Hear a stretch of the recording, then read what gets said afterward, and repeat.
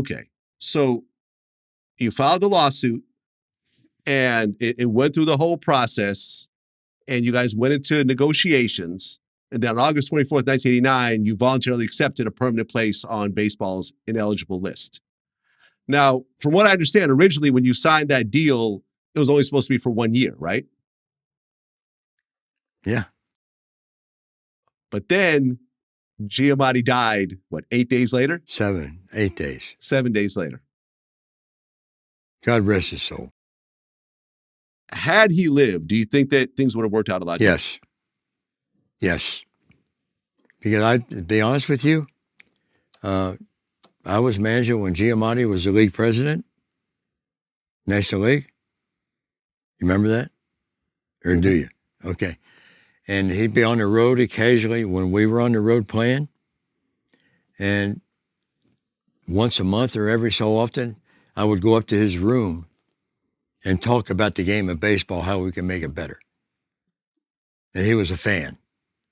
And I truly believe if he hadn't died of a heart attack, but there again, he was 80 pounds overweight and he smoked 6 packs of cigarettes a day, which is very unusual for a guy as intelligent as Bart Giamatti. I believe he would have given me a second chance. Of course, when he died, who took over? Fay Vincent. Then when he left, who took over? Bud Selig. Now, none of those guys are going to step on each other's toes by giving me a second chance. I could have beat my wife. I could have robbed a store or robbed a bank. I could have did this or did that. I could have smoked marijuana every day of my life. I'd have been given a second chance. And I understand what happened in 1919 with the Black Sox scandal, probably more so than most. Mm-hmm. But this isn't 1919. This was 1989. Yeah, I mean, you got the short end of the stick. Well, because like no, you said, I'll it was never, a 1 year. It was a 1 year deal. I'll never say I got the short end of the stick because I'm the one that caused the problem. Mm-hmm. I'm the one that made a mistake. Okay, I'm the one that made a mistake. But the one that made a mistake should be given a second chance. I agree. I didn't kill anybody. Yeah. I didn't bet against my team. I just showed respect and love for my players because I thought I could win every game. And I won a lot more than I lost. Mm-hmm. And maybe I knew that going in, that in the long run, I'm going to win a lot more games than I'm going to lose. So I'm going to come out ahead. Does that make any sense? No, of course. I mean, did you feel, because right around that time, didn't you go into therapy for gambling addiction? Well, it didn't last long because I didn't understand what they were saying. Okay. It was a professor at Cincinnati, Dr. Hilliard, I believe his name was. Mm-hmm. Because it's like going to a Gambling Anonymous. I never did. But to hear some of the accusations that they did, I didn't do none of that. It's like going to a place that you smoke and you're trying to stop smoking and they start saying this happened, that happened, this happened, this happened. I'm sitting there listening to these guys talk about gambling. I'm saying, what the hell are they doing? All I did is bet on a baseball game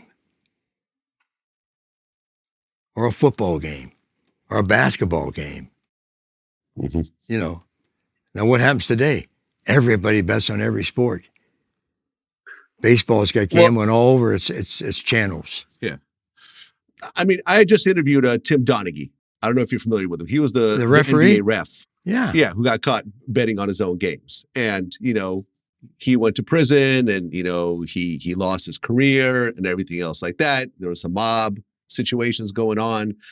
And, you know, listen, he described himself as a degenerate gambler. Would you consider at one point you were a degenerate gambler? As bad as you could be. Absolutely. No doubt about it. It like I said, it consumed my life when I would be on the road. You know, I would hear that USA Today, hit outside the door. They would drop the newspaper outside your hotel room door, and it would be about 6 o'clock in the morning, and I'd wake up. This was before computers and everything, just to see what the lines were in the games that day. You know, he knew that he had a serious problem. He was shaving points and stuff. Well, no, not according to him. No. If he's betting on a basketball game and the team is -2, and they're up 3 with 5 seconds to go, and he calls it a foul, and now the team loses by 1, and he had the 2, he wins. So that's a tricky situation. It is. It is. And, you know, according to him, based on, you know, I mean, I read through the whole report.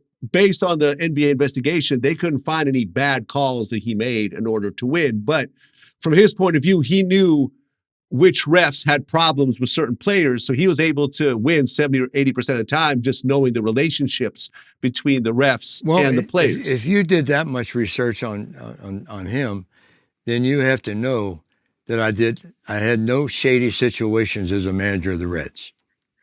I think you'll say that. I think you would say that. I'm saying that right now. I mean, I'm saying it because there wasn't any. There wasn't any. But unfortunately, the rules are the rules. You got caught in the middle of that situation. I understand.